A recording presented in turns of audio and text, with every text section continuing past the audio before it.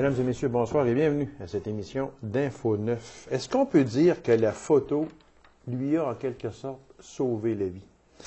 C'est ce que nous allons discuter avec mon invité de Rouyn-Noranda, M. Joël Bourgouin. M. Bourgouin, bonsoir. Bonsoir, bonsoir. Merci d'avoir accepté cette invitation-là, M.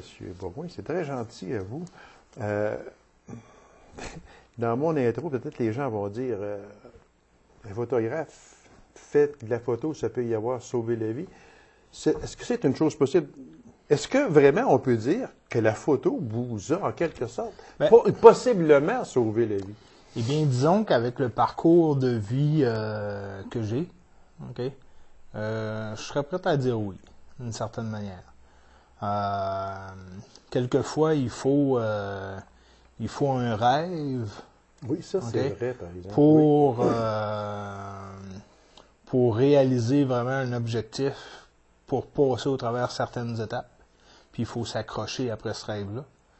Et puis, tout jeune, ben, j'ai jamais eu cette occasion disons, faire ma place dans la société. Ok, ça, c'est loin de ce que vous allez, ce que vous dites là. Expliquez-vous juste un petit peu. C'est-à-dire que moi, je viens de Chibougamau, ma mère a travaillé au Moose avec 5 enfants élevés seuls, à élever seuls. Et puis,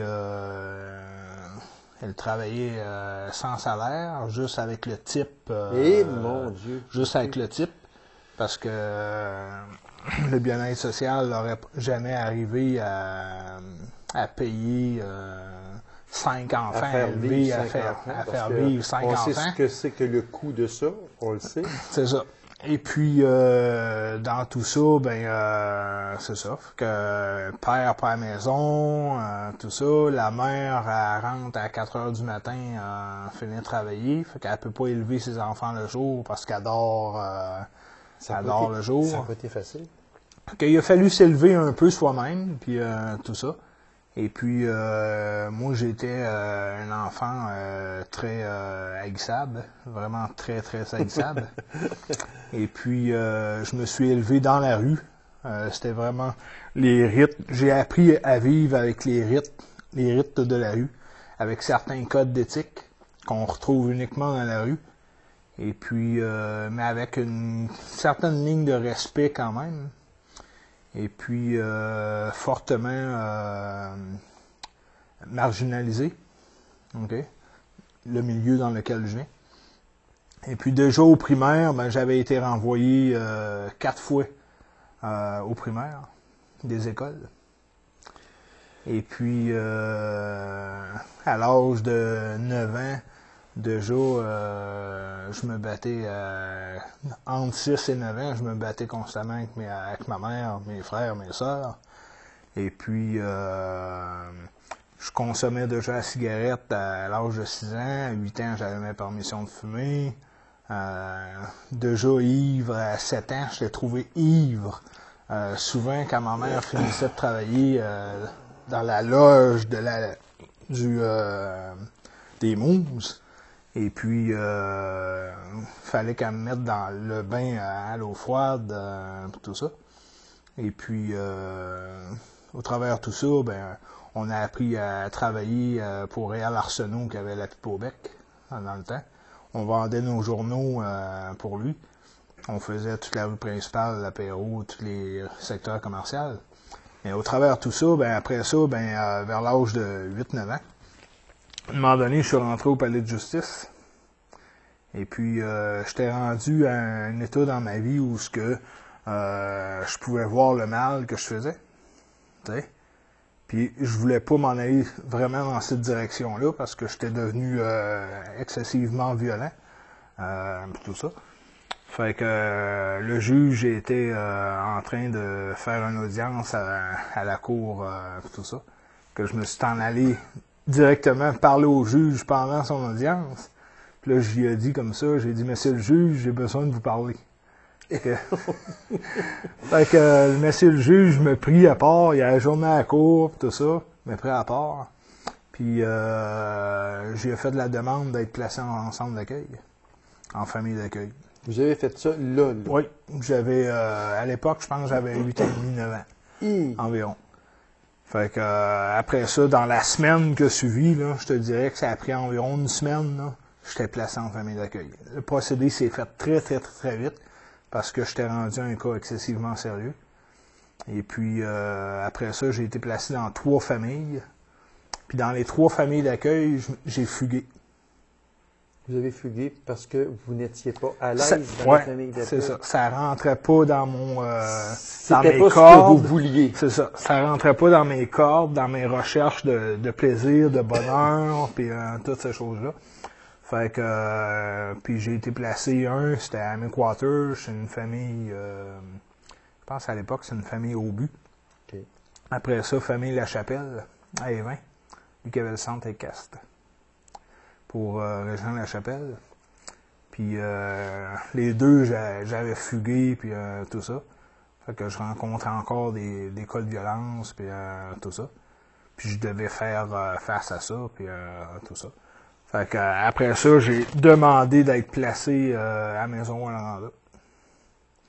Fait que j'ai été placé à Maison Rwanda 7 mois. Après ça, eux, ils m'ont envoyé... Ils envoyaient, à cette époque-là, ils envoyaient les cas les plus sévères chez Lamonde, puis Lamonde, puis... de toute façon. Puis c'est ça, là, j'ai été placé là jusqu'à 17 ans, quasiment jusqu'à 18 ans. Puis j'ai fait l'école Iberville. Fait l'école de la Source.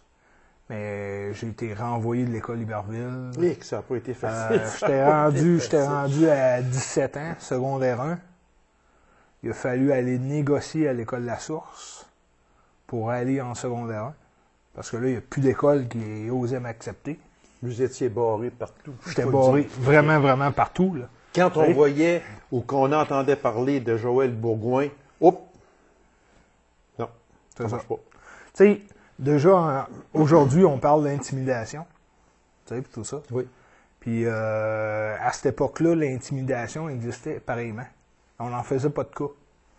Et puis, à notre époque, OK, ben, c'est soit tu te laissais intimider, ou tu sortais le bâton, puis tu réagissais avec.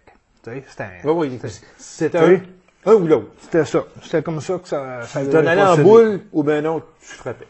C'était aussi simple. C'était en plein ça. Et puis, dans tout ça, tu sais, j'essayais, malgré tout, de chercher de l'emploi, puis tout ça. Mais, mon passé revenait tout le temps. De passer suit, hein. Tout le temps. Etc., etc. Et puis, c'était vraiment difficile c'était pas vraiment le passé qui suivait. C'était plus mon background, mon expérience. Okay. Tu sais? Parce que j'avais toujours été reclus, si on peut dire, de la société, puis etc., mise en famille d'accueil, mise en foyer. Monsieur Bourgouin, c'est tellement intéressant ce que vous nous dites, parce que là, moi, là, avoir su que vous aviez du vécu de même, là, on aurait prolongé beaucoup l'émission, mais on va se reprendre. C'est ça. Je suis persuadé qu'on va se reprendre. Et je vais vous dire pourquoi. Okay. Je ne vous connaissais pas du tout. Moi, vous étiez, et vous êtes, un photographe quand même assez célèbre. On va dire tantôt, là, très vite, ce que vous avez fait. Vous vous en êtes sorti admirablement bien et je vous en félicite. Merci beaucoup.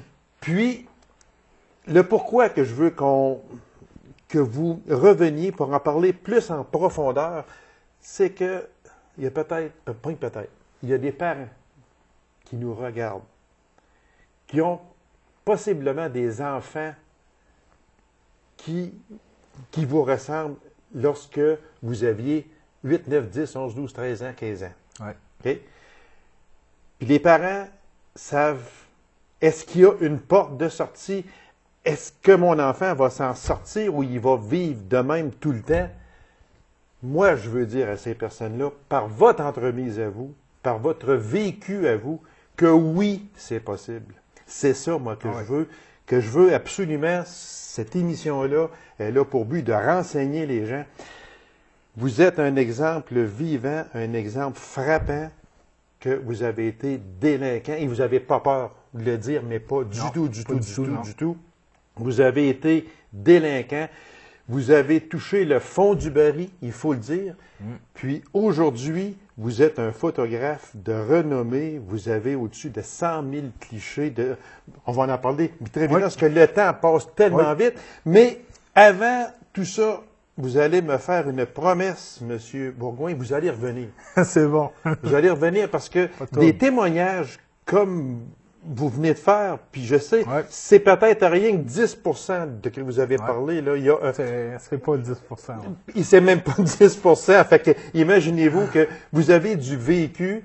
Moi, je vous regarde, vous êtes un homme intègre, vous êtes un homme sincère. Puis jamais de ma vie, en vous regardant, parce que là, vous m'avez, comme on dit, scié la banane, comme on dit, parce que je ne pensais pas du tout que vous aviez eu un vécu comme ça.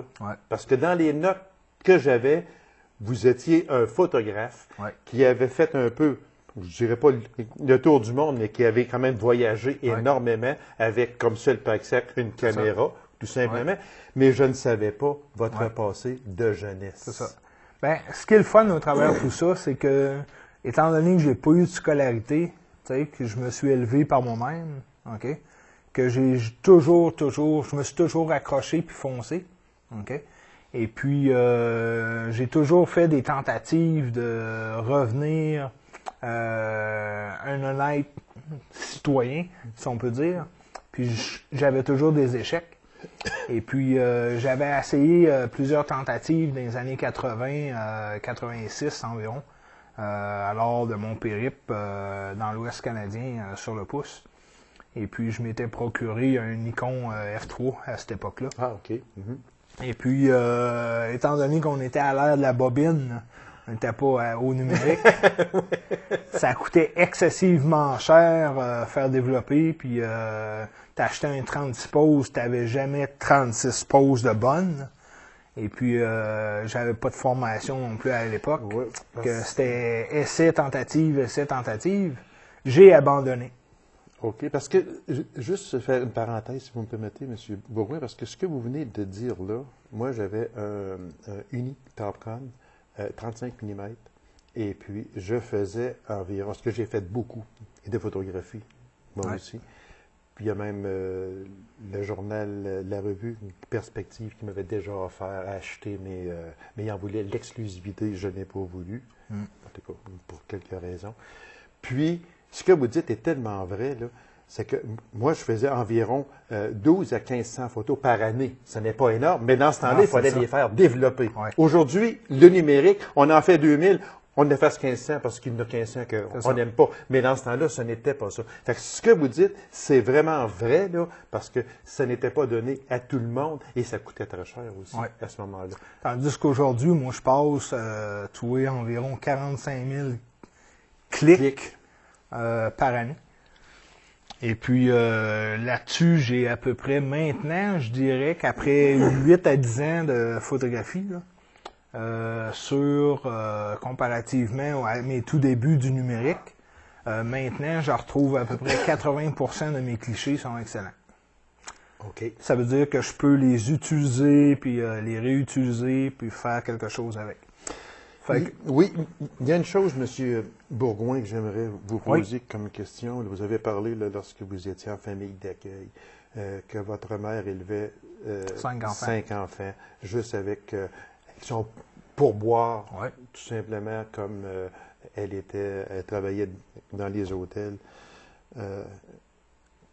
Quand et quel déclic qu'il y a eu tout d'un coup pour dire « Moi, je m'intéresse à la photographie ». Ben, disons que moi, j'ai fait de la prison au provincial et au fédéral. Et puis, j'ai eu une longue sentence en sécurité maximum, à Donnacona. Et puis... près de Québec, justement. Oui, près de Québec. Et puis, lorsque je suis sorti en 2002, j'ai commencé à travailler pour la bannière IGA à Sobeys. OK. Et puis, comme poissonnier. Fait que, à Ville-Saint-Laurent. Et puis, après ça, j'ai gravi les échelons OK? J'ai passé de poissonnier à assistant gérant. Assistant gérant à gérant. Tu sais? Fait que j'ai changé de magasin, puis le salaire a remonté, puis j'ai changé de magasin encore, le salaire a remonté, mais tout en gardant la même position, okay, de gérant de poissonnerie. Et puis je rencontrais des bonnes ventes, tout ça. Et puis à un moment donné, j'avais un bon salaire. J'ai dit bon, ben on regarde l'ère du numérique est arrivée, puis tout ça. Fait que je me suis acheté un Canon XSI de base avec une carte de crédit chez Future Shop. Et puis j'ai commencé comme ça. T'sais? Et puis j'ai acheté après ça plusieurs lenses, okay? Plusieurs objectifs. Fait que j'ai acheté un Sundis 300 mm, très cheap. Il valait 200-300 $. Et puis après ça, je me suis acheté un objectif macro Sigma 100 mm. J'ai commencé à faire de la photographie en macro, okay, au Jardin botanique de Montréal. Et puis des œuvres personnelles. Fait que j'ai couvert pendant 3 années 6000 photos. OK. Moi, là, je vais vous arrêter là. OK? Je vais vous arrêter là parce que il reste à peine 1 minute. C'est bon. Puis, je veux que dans la prochaine émission, qu'on parle de votre carrière. Oui. OK? Là, on a effleuré réellement là, un point très, très, très important. Quand vous dites que vous avez fait de la prison au maximum, je ne veux pas savoir pourquoi. Si vous voulez le dire, libre à vous. Mais c'est parce que c'est un geste quand même que vous avez posé, que vous avez regretté, que ça vous a toujours... Oui, bien disons qu'également que je venais de subir une séparation, puis tout ça. Et puis c'était ma 2e séparation avec enfant, pour les 2 séparations. Puis j'avais tombé dans un état, si on peut dire, de choc, si on peut dire, une dépression quasiment. Et puis suite à ça, j'ai fait la rencontre d'un ancien copain. Qui avait à peu près le même background de vie que moi. Okay. Et puis de là, étant donné que j'étais pas mal faible dans mes sentiments, oui, mes émotions, c'était facile de m'embarquer dans une autre situation. Là. Monsieur Bourgouin, c'est tout le temps que nous avions. On va se reprendre. C'est bon. OK, on va se reprendre là. Je sais que pour cette année, je suis complet, mais disons qu'en principe, on devrait revenir l'an prochain. Vous serez dans mes premiers invités à l'automne prochain parce que je veux absolument qu'on parle de votre parcours actuel dans la photo parce que c'est tellement intéressant. Monsieur Bourgouin, merci infiniment, puis bon succès à vous, puis lâchez surtout pas. J'ai pas le goût de lâcher. Bien, merci infiniment, merci. Puis on va se revoir très bientôt. C'est bon. Courte pause, mesdames et messieurs, et on vous revient immédiatement après. Restez avec nous.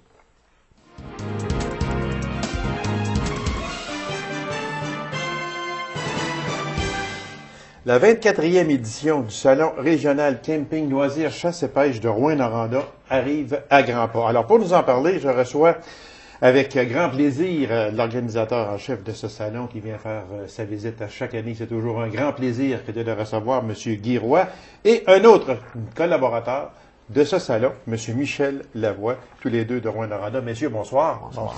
Merci d'avoir accepté cette invitation-là, messieurs, c'est très gentil à vous. Monsieur Roy, vous emmenez avec vous Michel Lavoie, un des collaborateurs, mais est-ce que ça veut dire que vous en êtes peut-être à votre dernière visite dans nos studios? Probablement. Oui, c'est une chose possible. Oui. Il faut donner les rênes à d'autres. Ça fait quand même plusieurs années que vous êtes en charge du salon. Ça fait 6 ans que je suis en charge du salon. Okay. Ça fait que il est temps que ça change le sang, là. On va passer ça à mon confrère. C'est parce que avant l'émission, M. Lavoie, il me disait, oui, je vais prendre les guides, les rênes, mais Guy sera avec moi pour ratisser ses 10 ans pour me le montrer. Non, je ne penserais pas, non? Non, je penserais pas. Alors, je vous remercie de votre présence, M. Roy. Puis, si c'est vraiment votre dernière présence à cette émission pour le salon, moi, je tiens à vous remercier beaucoup. pour tout ce que vous avez fait pour ce salon. Et merci aussi à chaque année de vous être présenté à cette émission ici pour venir faire la promotion d'une très grande activité pour la région de l'Abitibi-Témiscamingue et on peut dire aussi Nord-Ontario. Alors, merci beaucoup, Guy. C'était un plaisir que de vous recevoir. Puis, si jamais vous vous ennuyez, vous pourrez revenir. Il n'y a aucun problème avec ça. C'est ça. Et je vous remercie beaucoup, M. Roy. C'est, encore une fois, on le dit à chaque année, puis on le dira jamais assez aussi, c'est une grande activité familiale. Oui, c'est une grande activité familiale. Mettons, on a pas mal de tout. Dans le salon, il va y avoir pour la famille, comme d'habitude. Il y a des conférences. Il y a beaucoup de nouveaux conférenciers cette année. Dans la publicité, on n'a pas pu les mettre parce que là, on les communique. Puis là, ils nous disent qu'ils sont intéressés à venir faire des conférences, ça. Ça fait qu'on va avoir beaucoup de conférences. On va même avoir une petite salle d'allaitement pour les madames qui allaitent le Ça, c'est petit. bien Ça, là. pensé, ça. Oui. Oui.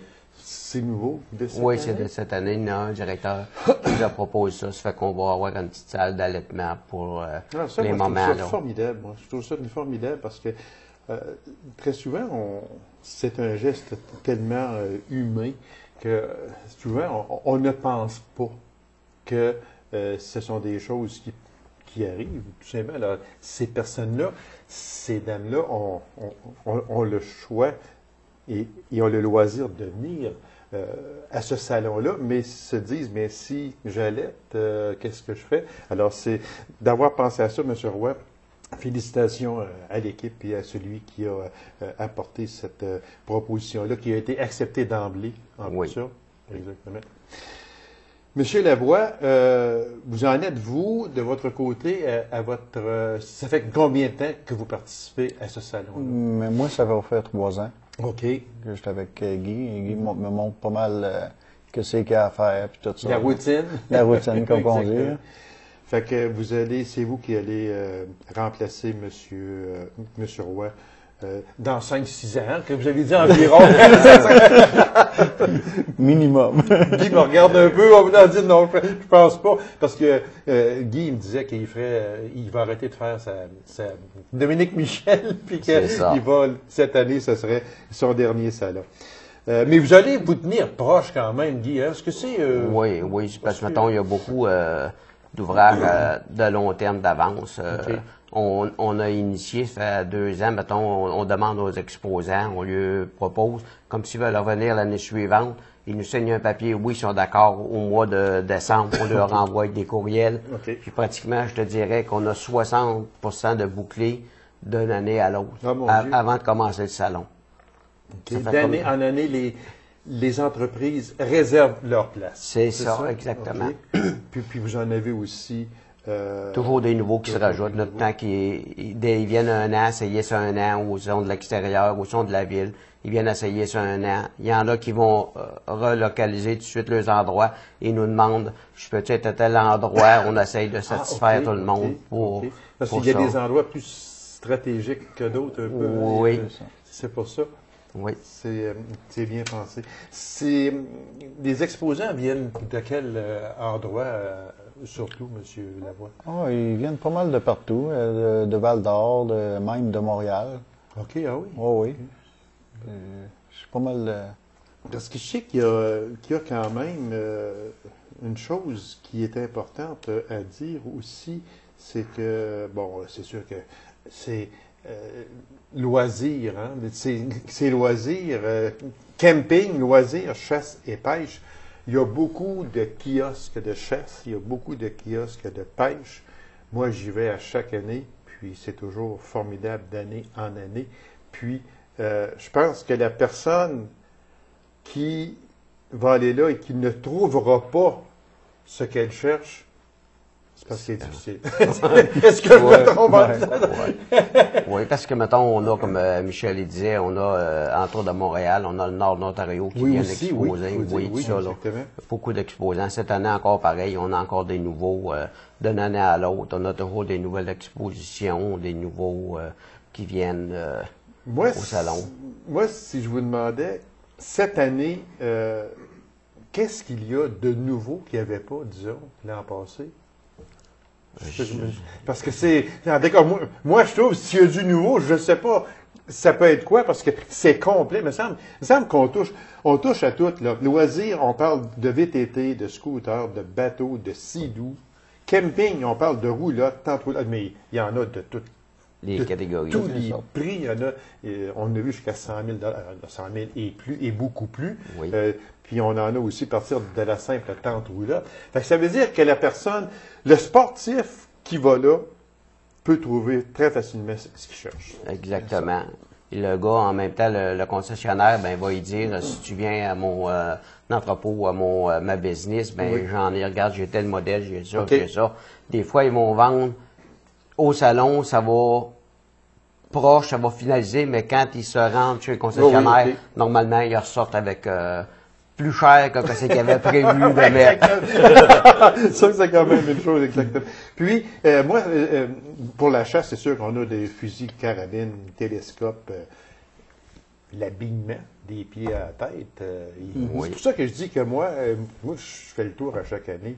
Puis, il y a tellement aussi de nouveautés à chaque année. Oui, comme les GPS, Sylvain Saint-Louis des GPS, c'est une sommité des GPS, mettons, puis il donne des formations, il donne des cours, il vient faire des conférences. Les GPS, c'est comme les ordinateurs, Oui, ça change, exactement, c'est ça. Oui, exactement. Ça a commencé, c'était quand même, il me semble que c'était, aujourd'hui, c'est compact, puis c'est... C'est tout petit, puis c'est pas mal plus performant. et performant aussi, beaucoup, beaucoup. Pêche, mais c'est sûr qu'il y a à peu près tout ce que l'on veut avoir à partir de la canne à pêche, le moulinet, pardon. Il y a une chose aussi, les pourvoiries. Les pourvoiries sont en grand nombre et sont en demande aussi. Beaucoup. Oui, ben on a environ 6-7 pourvoiries. On a de la région, on a Mike Arco, je peux le nommer, Oh oui. de la région, mais le reste, ça vient Gatineau, Montréal, pour soit la chasse aux chevreuils, Oui, OK. cerf de Virginie, à l'ours, on a des gars de Val-d'Or, pourvoiries de Val-d'Or, pour l'ours, tout ça, là. Puis au dindon aussi. Oui, Ah oui, aussi? oui, au dindon. Il y a des kiosques de tout genre. Est-ce qu'il y a des conférenciers cette année, M. Lavoie? On est supposé en avoir, là. OK. pour les- C'est-tu un peu les mêmes que l'an passé? Ou si ça change? Ça à va chaque changer un petit peu. On va avoir Félix Goulet pour la pêche. On a Sylvain Saint-Louis GPS. On a Sylvain Brousseau avec sa chasse son chien de la Rente de la Faune. Ah oui, ça Puis c'est on a formidable, ça. Ouais, c'est conférence formidable. avec les chiens de sang qu'ils appellent pour retrouver les blessés, les animaux c'est ça, blessés. Là. c'est ça, Le gars exactement. va venir faire des conférences. On va avoir des pourvoyeurs qui vont venir pour montrer la chasse à l'ours, la chasse au chevreuil, au dindon, tout ça. Là. On est supposé de faire un roulement permanent de conférences cette année. Monsieur Guy, si on y allait avec les dates et les heures, parce qu'il reste à peine une minute. OK. Le 11, 12, 13 avril. Vendredi, ça rouvre à 14h à la 22h. OK. Samedi, ça rouvre à 10h30 à la 22h. Puis dimanche, c'est la même affaire, 10h30 à 5h, c'est 17h. À 17h. Les 11, 12 et 13 avril, c'est plus de bonheur un petit peu hein, que les autres années par rapport à la fin de semaine de Pâques, je C'est présume. exactement. C'est ça, hein? OK. C'est pour ça que c'était un petit peu, parce que ça allait toujours vers ça, 17, 18, 19 avril des autres années. Il y a un coût d'entrée qui est quand même minime. 8 $8 pour aller se rincer l'œil, comme on dit, pour tous les adeptes de la chasse et de la pêche. Alors, messieurs Roy, merci Guy. Ça m'a fait toujours un grand bien, plaisir Guy, te remercie. que de vous recevoir à chaque année. Puis, si vous vous ennuyez, ben, Guy, frappez à la porte et on va vous ouvrir. Soyez sans crainte, monsieur Roy. Et monsieur Lavoie, bien, on se donne rendez-vous l'an prochain, sûrement, avec, ça me fera grand plaisir que de vous recevoir. Alors, mesdames et messieurs, n'oubliez pas, 24e édition du salon Camping Loisirs Chasse et Pêche de Rouyn-Noranda, 11, 12 et 13 avril prochain. Coût d'entrée, 8 $, c'est à l'aréna Jacques Laperrière, Régent Hall. Alors, messieurs, merci infiniment. Et puis, vous autres, bien, regardons, on vous donne rendez-vous cette fin de semaine-là. C'est allez vous rincer l'œil parce qu'il y a beaucoup de choses. Alors, merci d'avoir été là. On se donne rendez-vous à une prochaine émission d'Info 9. Au revoir.